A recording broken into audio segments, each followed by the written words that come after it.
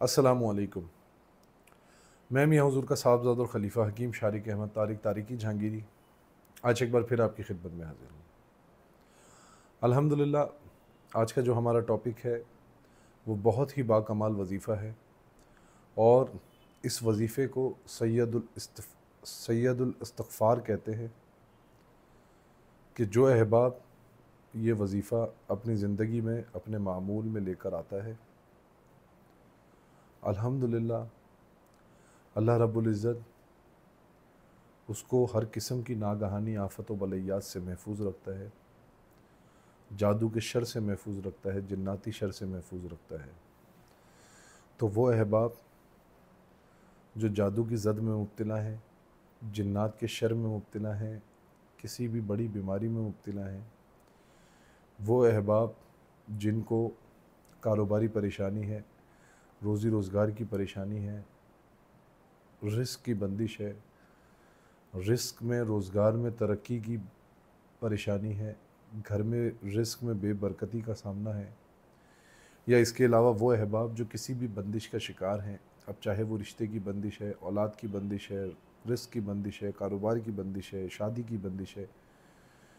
बैरून ममालिक सफ़र करने की बंदिश है, किसी भी किस्म की बंदिश के लिए ये दुआ बहुत ही ज़्यादा जो है वो बाकमाल है।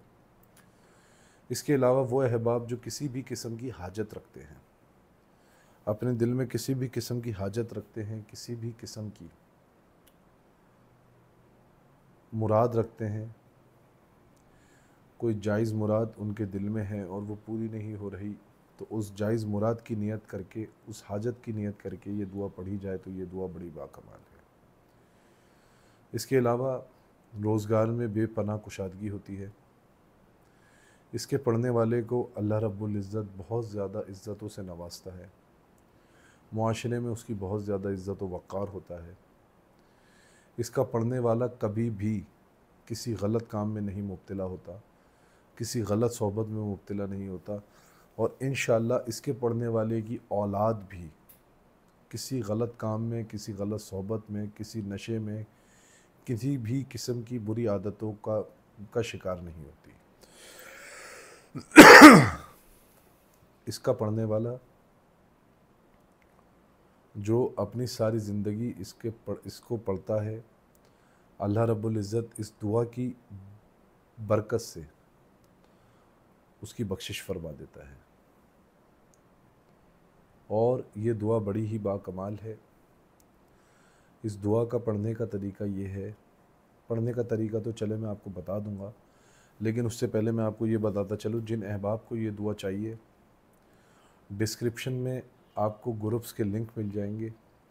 और डिस्क्रिप्शन में आपको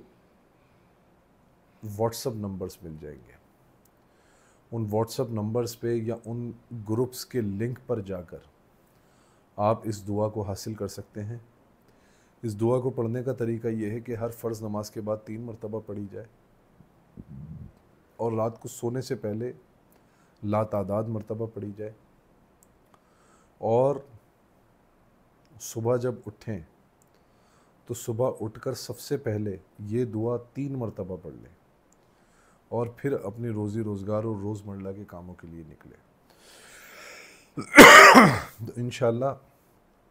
जो शख्स ये करेगा बहुत ज़्यादा बरकतें हासिल करेगा इस दुआ की, और अल्लाह रब्बुल इज़्ज़त आप तमाम अहबाब की तमाम जायज़ हाजतों को कबूल फ़रमाए।